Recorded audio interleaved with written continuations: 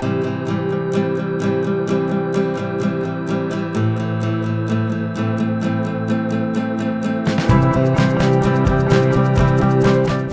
about some of the things that stood out to me using these two trimmers over the last couple of months. The first one being on the Echo here, you can notice the primer bulb and the choke are right here. So when you prime it, you choke it, you pull it. There's very little movement here. Versus the REDMAX, you get a choke here on the back. The primer bulb is on the front bottom. So you're priming it, you're choking it, and you're pulling it. So just a couple extra hand movements, but I do like the versatility and ease of this a lot better. Going down to the triggers here on the Echo. The Echo's got a solid plastic trigger, which I really like. Nothing can catch on it. Very easy to use. Versus the REDMAX trigger, you can see it's a hook. And over the years, I've used different trimmers with this type trigger on them, and they tend to get caught, and you can see the flexibility there. They snap off real easy. So I really preferred a solid trigger over the open trigger. Another thing that stood out was the on-off switches. On the Echo, you have run, stop, and you actually had to put it in position. Versus the REDMAX, all it is a push, it cuts it off. It's spring loaded and it kicks back to run position. What stood out about the two trimmers on this end here is the Echo comes standard with a Speed Feed 400 head. For those of you who use those, knows the ease in loading and using those. Comes with a black diamond trimmer line. REDMAX comes with their standard trimmer head. One good thing about it, it does have a reinforced button on the bottom of it for when you tap it. This prevents some of the wear. But the low string on this, you have to take the cap off. You got to wind it on a spool, put it back in. And it takes 2 to 3 times as long to load this spool as it does this spool. So I really prefer the Speed Feed 400. The other thing that stood out on this end of the trimmers is the placement of the guards. The Echo, you can see the guard is placed right up by the trimmer head, and on the REDMAX there's a big distance here between them. On the REDMAX there's a big distance here, and what this does, this keeps the debris closer to the ground here, versus here you can see how much further to get off and potentially get out. And you can see the width of the guard here versus the width of the guard on the Echo.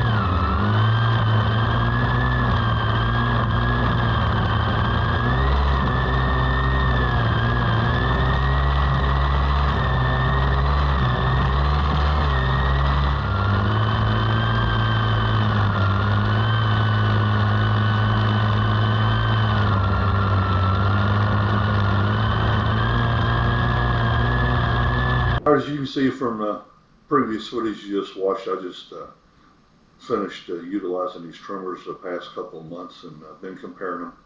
And both trimmers are very similar in engine size, fuel tank size, and their abilities. If I had to pick one, I would have to go with the Echo myself, and primarily based on three things. One, the vibration. I was surprised at the amount of vibration that REDMAX trimmer produces, and using them all day long, that takes a toll on you. It can be a factor. The design features of the two trimmers, I prefer the design features of the Echo over the REDMAX. And the price point. The MSRP for the Echo is $249.99, and the MSRP for the REDMAX is $279.99.